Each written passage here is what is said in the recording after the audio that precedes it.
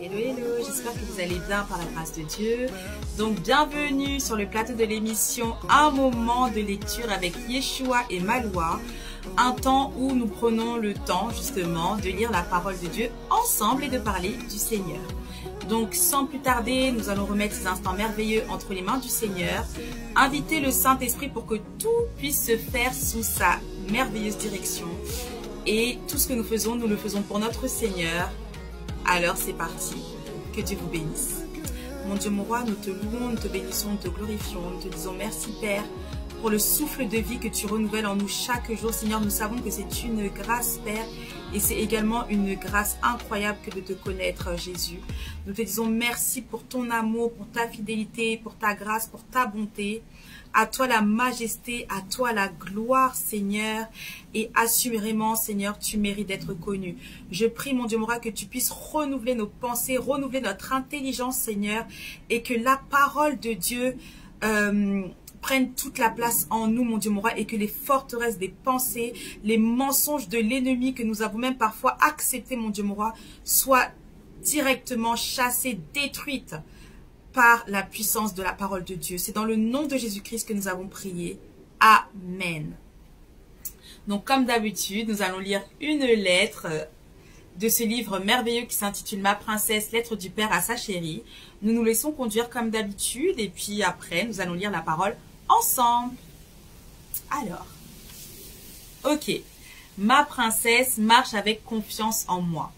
Je sais que le monde chuchote à tes oreilles que ce que tu possèdes définit ce que tu es, et que ton apparence détermine ta valeur, c'est un mensonge.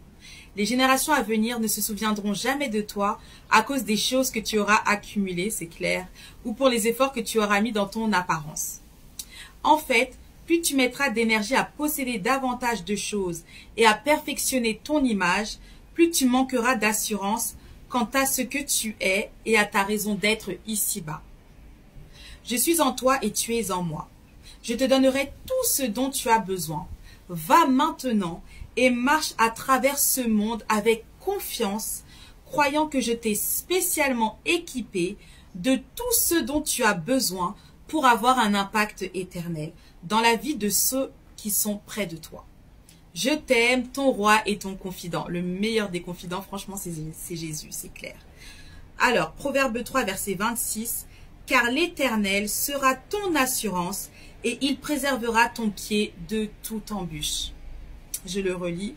Car l'Éternel sera ton assurance et il préservera ton pied de toute embûche. Proverbe 3, verset 26. Que Dieu vous bénisse et que nous n'oublions jamais les paroles de notre Dieu. Et c'est vrai que lui seul peut être notre assurance. Donc, de la même manière où j'ai ouvert le livre Ma princesse, je vais faire pareil par la parole de Dieu et je me laisse conduire. Et assurément, ce que nous allons lire, voilà, ça commence. C'est ce que le Seigneur voudra que nous puissions lire ensemble. Donc, c'est le livre Habakkuk. Et on va lire...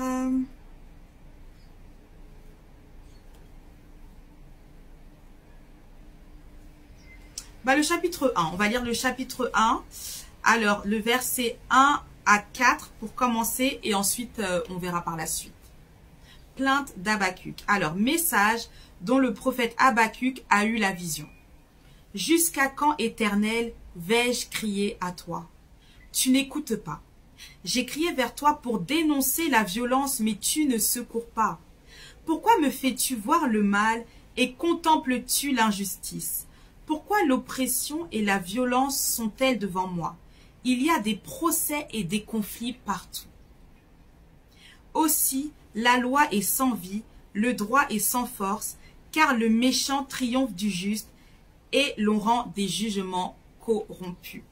Et on va continuer parce que là maintenant, nous allons lire ensemble la réponse de Dieu.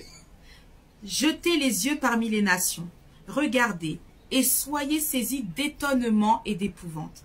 Car je vais faire à votre époque une œuvre que vous ne croiriez pas si on la racontait. Je vais faire surgir les Babyloniens. C'est un peuple impitoyable et impétueux qui traverse de vastes étendues de pays pour s'emparer de demeures qui ne sont pas à lui. Il est terrible et redoutable. Il est la source de son droit et de sa grandeur. Verset 9. Tout ce peuple vient pour se livrer au pillage, le visage tendu vers l'avant, et il rassemble des prisonniers comme du sable. Il se moque des rois, et les princes sont l'objet de ses railleries. Il rit de toutes les forteresses, il amoncelle de la terre et il les prend. Là maintenant, nous allons lire toujours le chapitre 1, mais les versets 12 à 17. Il reste combien de temps? Ça va, on a encore du temps. N'es-tu pas, ah là c'est la deuxième plainte d'Habacuc, hein. N'es-tu pas depuis toujours éternel, mon Dieu, mon Saint? Nous ne mourrons pas. Éternel, tu as établi ce peuple pour exercer tes jugements. Mon rocher, tu l'as appelé pour infliger tes punitions.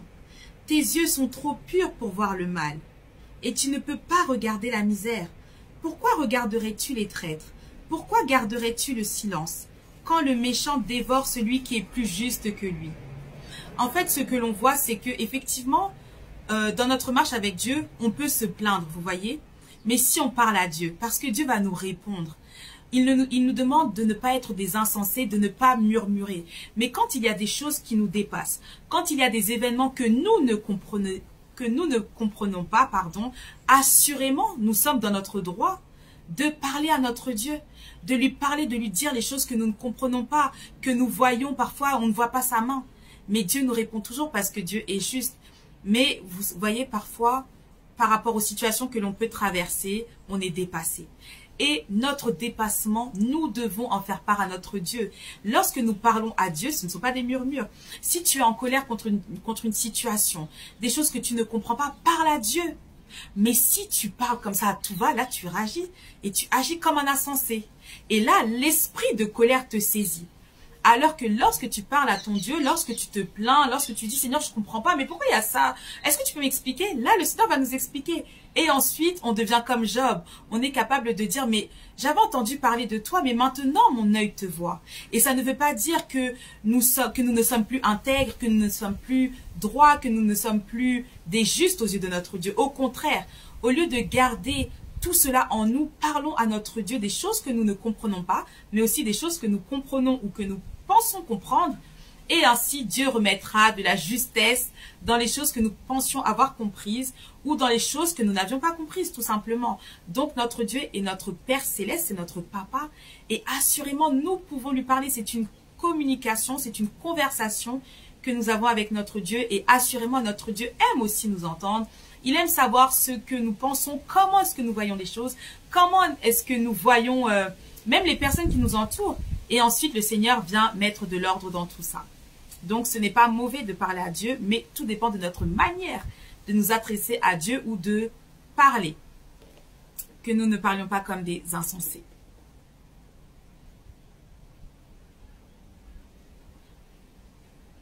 Et là, maintenant, nous allons lire, voilà, le chapitre 2 du livre d'Habacuc, les versets 1 à 3, et on aura terminé. Il nous reste combien de temps? Oh, ça va être très rapide. Je veux être à mon poste et me tenir sur la tour. Je veux veiller pour voir ce que l'Éternel me dira et ce que je répliquerai à mes reproches. L'Éternel m'a répondu et a dit, « Mets la vision par écrit, grave-la sur des tables, afin qu'on la lise couramment. En effet, c'est encore une vision qui concerne un moment fixé. Elle parle de la fin et ne mentira pas. Si elle tarde, attends-la, car elle s'accomplira certainement. Amen. » Oui, parce que notre Dieu nous parle. Il nous parle tantôt d'une manière, tantôt d'une autre. Notre Dieu peut nous parler à travers des visions, à travers une pensée. Il peut nous parler audiblement. Il peut nous parler à travers une prédication. Il peut nous parler à travers un frère, une sœur, même parfois, vous savez, à travers des étrangers. Et c'est là où on aura besoin de discernement. Pourquoi? Parce que notre Dieu peut parler à travers qui il veut, vous comprenez? Et si on ne comprend pas que c'est Dieu qui nous parle, alors on risque de passer à côté de sa parole, à côté de son instruction, à côté de